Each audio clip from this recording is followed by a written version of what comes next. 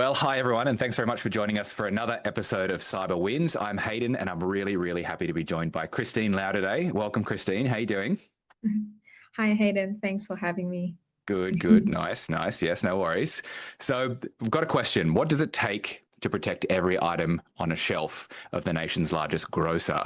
Well, we talk to the technical leader defending the digital supply chain, one cloud migration at a time. Christine, super excited to have you on. It's wonderful. You've got a big job. Before we start, I always like to ask about CyberWins. This is the CyberWins podcast. So I want you to tell me about a cyber win that you've seen recently that you're particularly proud of. I think one of the greatest cyber win is to actually have that operational empathy where normally I will actually sit down with the teams, run a walkthrough, and like in the past we have done Azure migration. And to be more transparent, I'm not the person who does the technical config or like the coding to make sure that the Azure migration is all done. I'm the person who do the hard work, which is to actually collab and align with people. People's mind is really hard, sometimes aligning with different teams. There's around 16 teams that we need to align with, making sure the plan, going over the plan again and again, making sure everyone is clear what they are doing. And that's where operational empathy comes in place, is setting up walkthroughs, keeping those comms open, making sure all these are done, and going through multiple rehearsals for the Azure migration.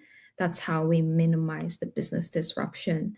And that's one of the cyber wins that I can think of. Yeah. We break down our migration into smaller chunks.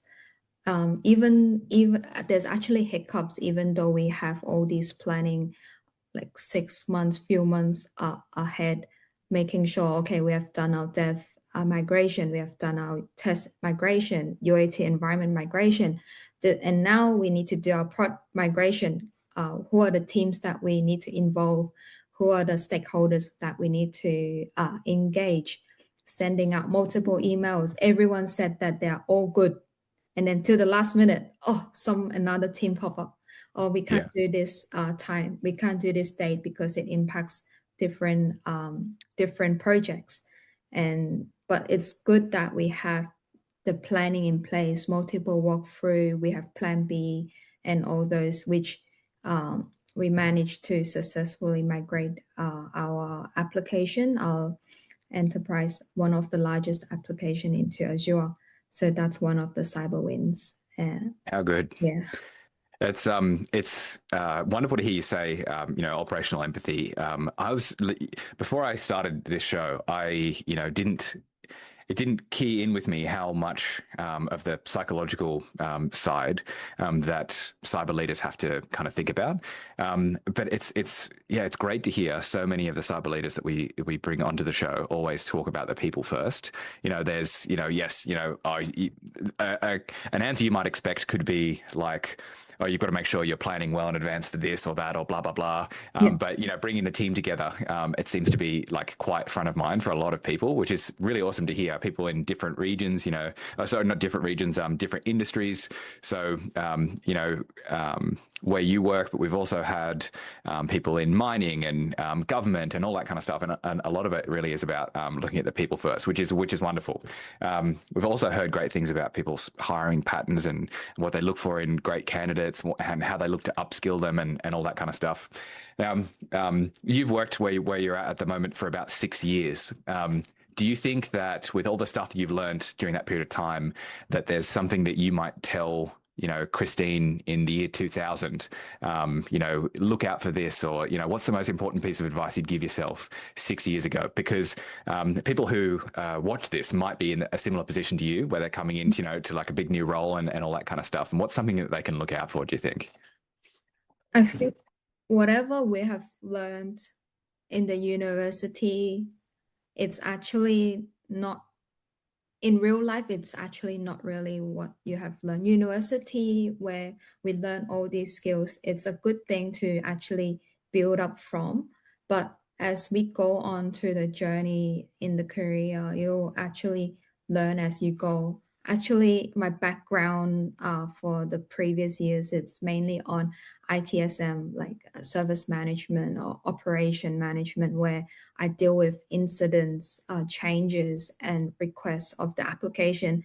And what I've been studying or what I've been doing wasn't really relating to cybersecurity itself, but it's actually related in some sort of way where uh, we will, like, cyber is actually more on how we change things, how can we build a better application and minimize the business disruption, like a good way of operational hygiene, change management.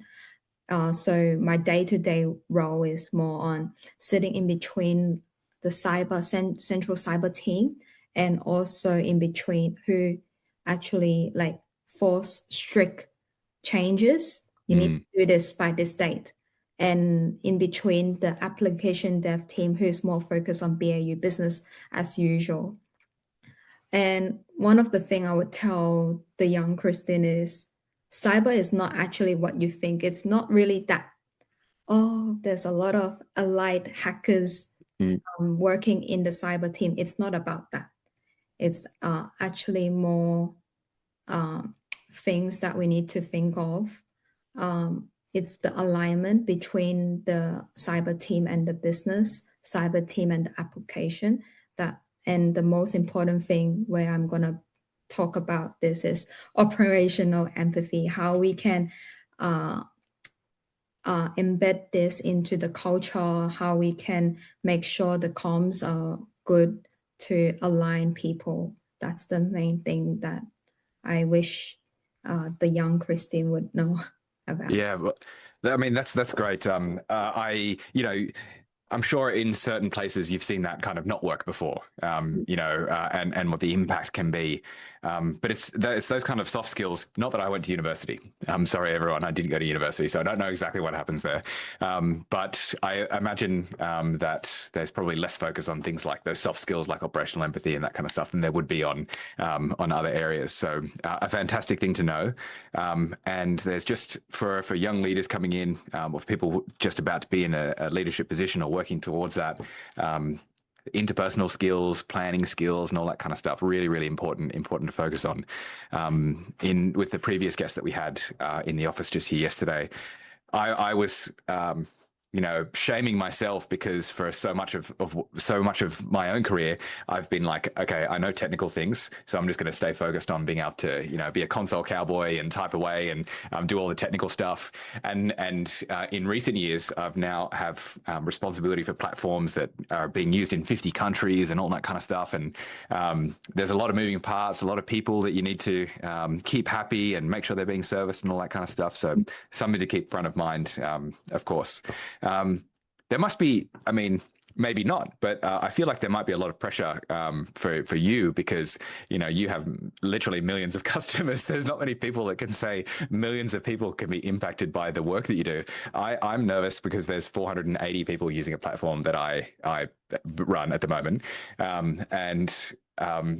Do you take any of that home, or do you have a nice way to de-stress, or does it keep you up at night, or are you can leave it in the office and then come pick it up when you work remotely, but how do you manage that? Yeah, how do I manage that? That's a good question. Like in my early career in this company, like I always stress about, if we didn't do well, it's going to impact the entire Australia, and we need to make sure everything is all good. So what I normally do, I write songs. Oh, wow. Yeah, so that's one of the way how I distress and just take a deep breath. Like you can't really bring work back home as well. Sometimes, like we'll just leave it for tomorrow to think about it. That's normally how I work. But sometimes I always Like I think in my dream, sometimes I will also dream about like P1, P2. So Yeah, yeah. yeah. I But think that's a common enough thing as well. If ever I've been making an app, I always know I can see my development environment in my dreams. I can see, it sounds really bad, I can see the code. My other developer who sits in this office with me usually, he sent me a screenshot today of one of the vendor logos that he's been working on, and he's like, I have been seeing this in my dreams. I'm like, okay, cool, you need a day off. That's why he's working from home this week. But I think that it's great to hear that you say you should be able to leave it in the office. I know a lot of people think that, oh, that's easier said than done. I can't just, not think about it when I'm at home. But you have millions of people that are relying on the stuff that you do, and that your business does. So I feel like if you can do it, then most of the rest of the people on the call can do it, right? You've got a lot of responsibility. So great. So I want to talk about your team. This is pretty cool. So your team won a 2024 project award for the Replen Unify Cloud migration. Am I getting that right? Yeah, cool. So take me back to the beginning. What was the biggest kind of business bottleneck that you were trying to solve? And what does the after look like for the people that are on the ground? This is a really landmark achievement. I'm super interested in this. So maybe tell us a bit about that. I think one of the things that is good about this project is our team actually did a lot of work. I think we have done it we did POC and all those. We started 2 years, 2 years, 3 years doing the planning. There's been bottleneck, but I think technology is not the bottleneck because technology is quite straightforward. If this doesn't work, then we just find another way. It's the way on how you actually get teams together, how you organize a slot to find a way to minimize the disruption of this migration. That's the most important thing. And the way how we break it into smaller chunks, not doing it in big release. The planning phase is really important, listing out what are the things that we need to do, whether we need to sync the data from the legacy database to Azure database. All these steps are there, have assigning in the task to different team members. Then from there, everything just lay out smoothly, like implementing it into lower environments, listing down the learnings. What are the learnings? We sit down together and write down what are the learnings. And then from there, we add them into the next change to apply the learnings again. And then just making sure that we actually involve all the teams. Any teams that we can think of, just let them know, let the entire IT team know that this is going to happen soon.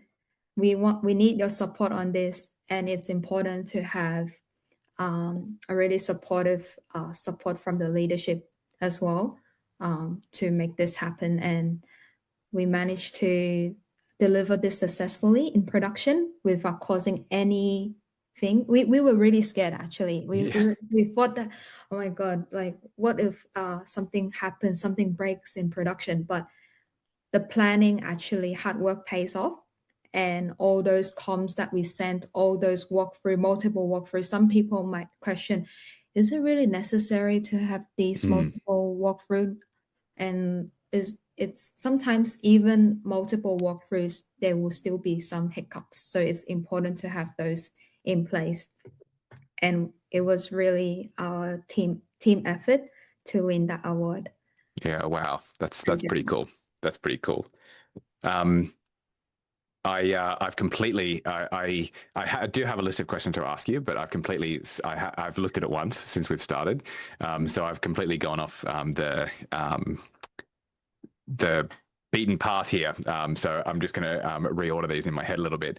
I've got a question here around so different competing potential priorities. So What is the kind of model that you use when you've had to make a trade-off between, like, let's say the replenishment team waiting for a new feature to be deployed, probably like yesterday, and the security team's need for kind of time-consuming validation? I want to like know about your decision-making framework for speed versus safety and that kind of stuff. Essentially, how do you validate that in your mind? Oh, that's a really tricky question. Mm. Yeah. So how do I validate that? So for example, so like app team needs to deliver this. At the same time, we need to do security changes. How would I prioritize it? Well, I guess maybe to make it a bit broader, how do you prioritize the different tasks that you have? Because I imagine your remit can become quite broad. The more experience in that kind of stuff and the more responsibility that you have. Yeah. I've even in my little tiny world that I work on, I feel like there's 50 competing priorities, and I take 5 steps that way, and I have to take 5 steps the other way as well. How do you kind of justify that in your own head? How do you figure out which is the priorities that you need to take on after? I think one of the thing is to actually apply it like in a DevSecOps way. Uh, it's not like cyber is the priority or BAU is a priority, but it's more on embedding security in a way that our app team will be able to understand the urgency and the importance of how does cyber security fits into our application. That's one of the thing. Like I think one of the thing that I wanted to stress about is I wanted to be the bridge between Mm. the security side and the app side, not asking from top down approach. Like we need to do this. We need to fix the legacy setup because it's not cyber compliance anymore. There's a major security risk. It's critical to fix. Like the dev team will definitely fix it without thinking because they just want to tick off. We're not in the blacklist, cyber Yeah, blacklist. yeah.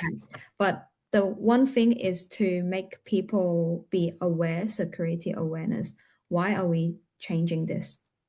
What's Mm. the way? And also making it into smaller chunks, letting the cyber team know that we are doing this, but at the same time, uh, this is what is happening in the application world. We need the cyber team to understand that as well. Yes, we understand this is the urgency, and at the same time, also aligning with our dev team to understand, let them understand. Do they know why do we need to put this in place? For Nice. example, like yeah, and that's how I see things. And from there, like if people's mindset started to change, then we will know how to deal with these, cleaning the technical depths up, like by smaller chunk. And from there, our application will be more healthier. Yeah. Oh, great. I hope I don't embarrass you with this one, but in 2023, you were a finalist for the Operational Excellence Award. That was an individual award just for you, right? So, what kind of practice or philosophy do you personally champion that you think was something that led to that kind of recognition that you got there? I think one of the thing is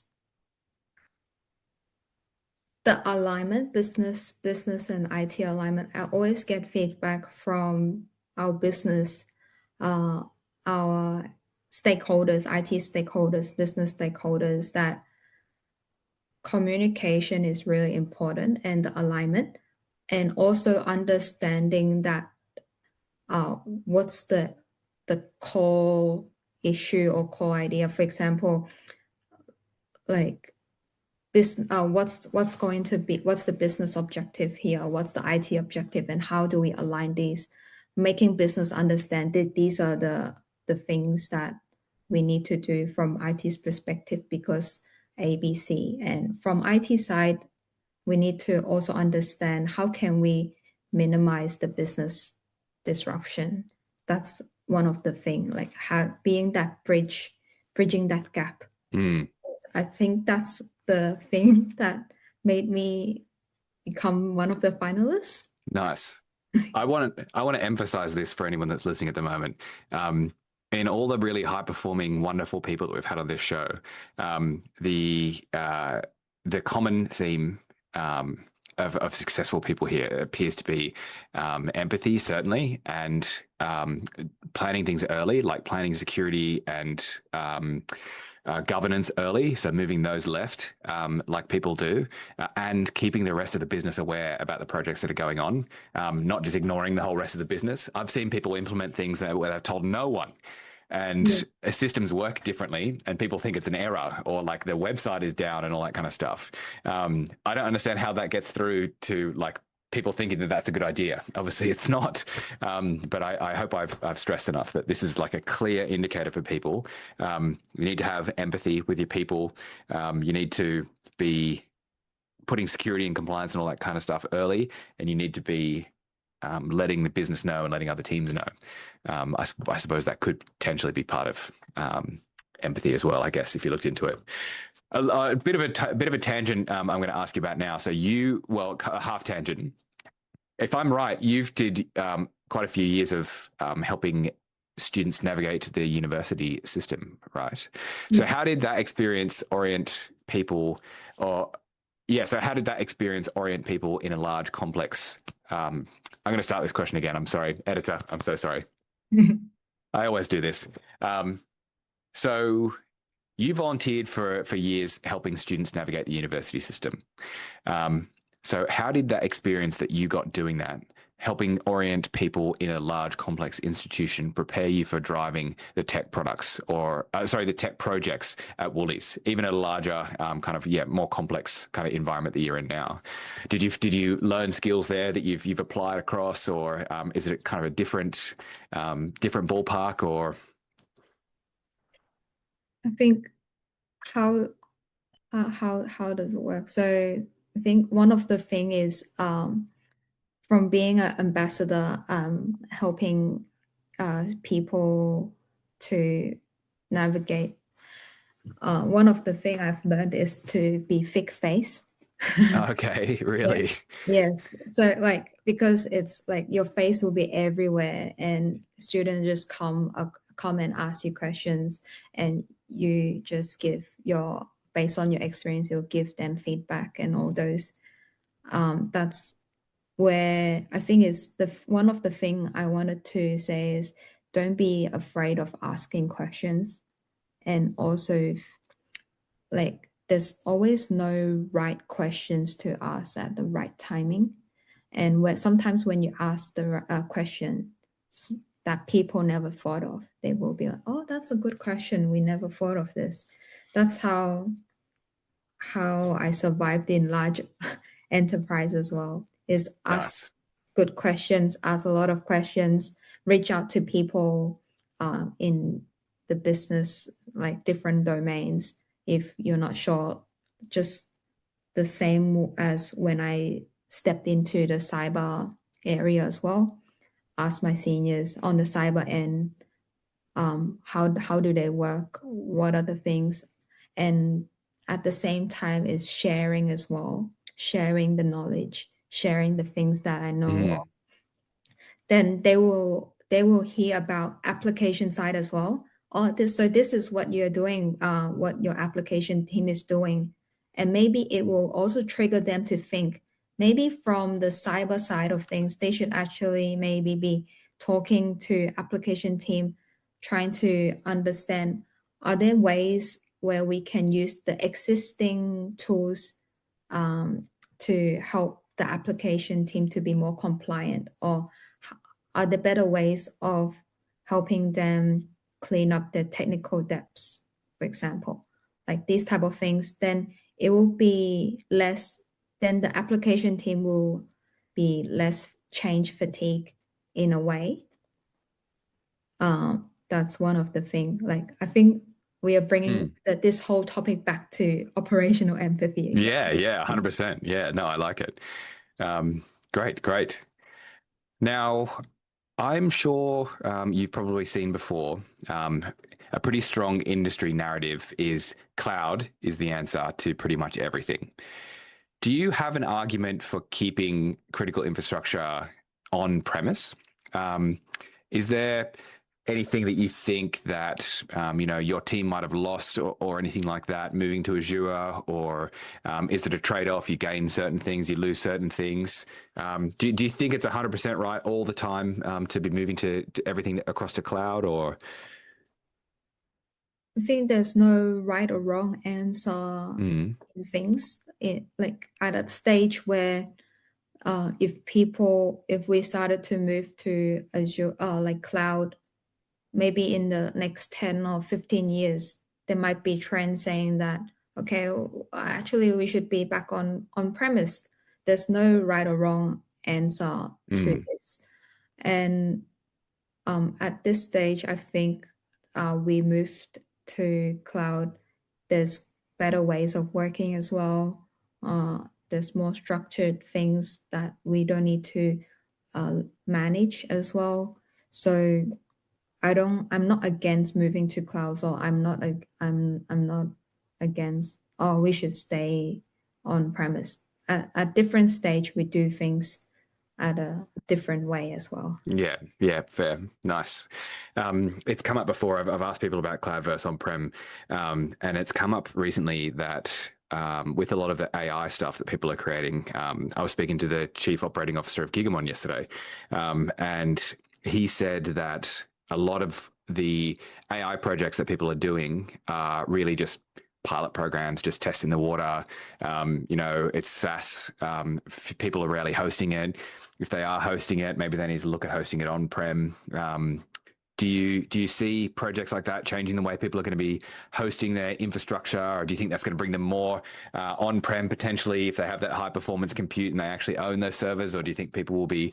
I mean, also if you think about securing it, potentially can be easier to secure if you own the infrastructure and you're looking at all the east-west traffic that agents and models and all that kind of stuff are doing. Do you think that's going to change that picture at all, or it will still mostly be out in someone else's cloud? I think at the same time it depends on the cost as well. Yeah, well, that's another thing. Yeah, like the cost of the infrastructure, the cloud infrastructure versus the cost, on-prem. It's tough to say. You can take performance, Yeah, and costs. Because I've heard that a lot of the projects that people are doing right now are like pilots. Like 90% of the money that's being spent on AI is pilot programs.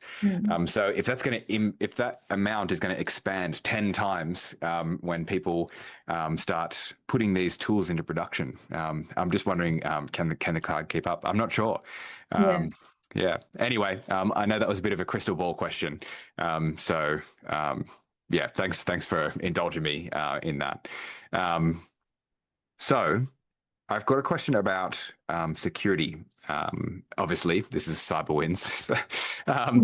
Now, do you think 100% security for national supply chain is kind of achievable? Because there's so many different parts to a national supply chain. From the truck company all the way through to you guys. Do you think that if we accept that failure and breach could be inevitable, does the job become less about building impenetrable walls and more about detection and recovery? What do you think the balance is kind of there? The balance between building a big defense or acknowledging that attacks happen and breaches can happen, and how do we respond to that? Is that do you think that it's changed the way that you've thought about that, or the way the industry is thinking about that? I know a lot of the time it was people were saying, if you use this product or this service or whatever, you're never going to be breached. There are still companies that say that. There's still big companies that say that now. Do you think that we're moving away from that and understanding that everyone's going to be breached? It's a scary world if even vendors are saying that you might be breached, Yeah. I think there's always, like, as long as we do our part, making sure that currently that whatever we have been applying, it's compliance. But there's always going to be new things that comes in place. So it's important to have a valid lifecycle management. currently we are doing this, but there's always going to be new things introduced. There's always going to be bugs or vulnerabilities in place. But the thing that we need to know is how can we keep it sustainable, easy for the application team to actually review and apply the versions or the patches, and just like keeping it consistent. That's the main thing that we need to be working on. Then we'll be at least 99% cyber compliant. But there's always going to be new things, like we are compliant, maybe suddenly there's a hacker come in place, and then it's hard to predict the future. Yeah, it is tough. I'm always just interested in forward-looking questions like that, just seeing what people. I know they're the most annoying and difficult to answer questions, but I like it. Yeah. Now, on supply chain. Now, correct me if I'm wrong, but you haven't always been, from a formal cyber regulatory sense, been critical infrastructure, right? Like it's sort of a newer thing, like the security of critical infrastructure, information coming out. You guys are critical infrastructure now. That wasn't the same 10 years ago though, was it? Or even 6 years ago when you started? Yeah, I think cyber is becoming more important in every industry. So sorry, this question specifically is around, do you know the Security of Critical Infrastructure Act that I think came out like last year? That's okay. I don't need to ask you this question if you haven't seen that particular one before at all. So that's all good. That's no worries. I'll skip that one because it's kind of specific about like a particular law. So Essential 8. What was that? Sorry? Is it like Essential 8? It's similar to that. So it's the SOCI Act. It's actually 2018. So it's actually a little bit earlier than I thought. So that's good. It's good that I looked up what year it was, because I thought that you had started before the SOCI Act came into place, but it was actually already in there when you started working in the industry. So I was going to ask you like what it was like before that you were at uni. So no worries about that. Cool. Great. Awesome. I've lost my place completely again. So just give me 2 secs.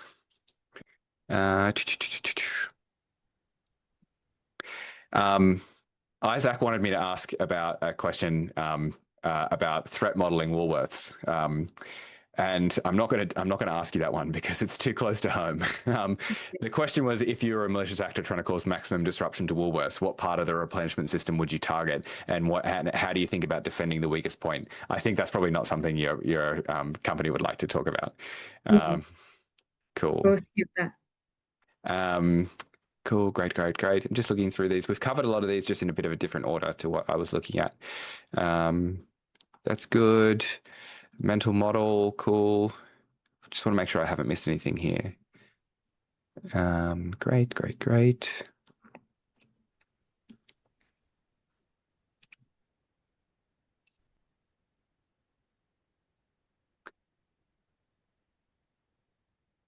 No, I think that's it. I think that's all the questions that I wanted to ask. Was there anything else that you wanted to talk about before I do a round out, or any other questions that you want me to ask? Anything you think that I've missed in what we're talking about?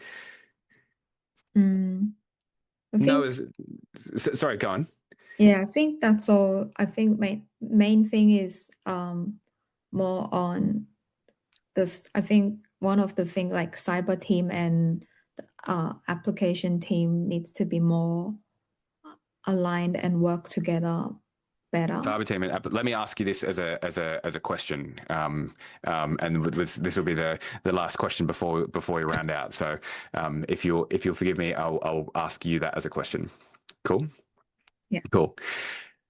So, Christine, you've said before that the cyber team and the application teams need to work more closely together in the future. What's made you think that? Can you tell us a little bit about what your philosophy is on that particular item? It's important that we, from application side, that we actually clean up all our vulnerabilities, or like bugs or anything like technical depths, but it's important that cyber comes in place to actually work closely with application, understanding what they're doing, what's their pain point, and slowly embed those cybersecurity knowledge into application team. That's where people will start thinking. It's like how companies started to implement agile ways of working. If the people are not up to date, then it's hard to apply changes because the people are still here and we're already doing a lot of changes. So instead of demanding changes, it's important to actually understand how application team works. And from there, then cyber security will just be our day to day. It's just by default, we'll have that security mindset of doing things. And by default, this is how we will be writing codes, having that security mindset already in place, not like firefighting. Okay, we need to do this, we need to do that. That's one of the things that I wanted to tell, like silence isn't security. The real victory is that the permanent shift or in our culture to stop firefighting and then look at the reality, what's going on, whether there's any budget constraint or resource constraint, and or like change fatigue, and then start collaborating. That's one of the things that I wanted to share. Nice, lovely. Now, I think I know the answer to this final question. And as I always say, I wish we had more time in the calendar because there's a lot more things that I want to ask, especially around this. So your job is to ensure that the right things get onto the right shelves at the right time. Now, the question is, metaphorically, what is one idea, book, or practice that you believe should be in everyone's personal or professional shelf, but often isn't? But I think I might be able to predict that the operational empathy and making sure that all of the teams are super aware of what's going on in the business it might be what you'd pick. Am I wrong, or is that what you'd pick? Yes, that's correct. Yeah. Good. Okay. Cool. So I've learned from this. Wonderful. Well, I can't thank you enough for your time. It's really wonderful, refreshing having you on here. Very, very exciting. If you're ever down in Sydney or you're just free for another couple of hours, I'd love to do version 2 of this, maybe in 6 months' time. We'll see what your next projects are and whether or not that operational empathy is spreading through the rest of the people you work with. I'm sure it naturally is. But I can't thank you enough for spending time with me. So thank you. Thank you, Hayden. Thank you for your time. It's good to talk to you. I appreciate it. Cheers. Thank you.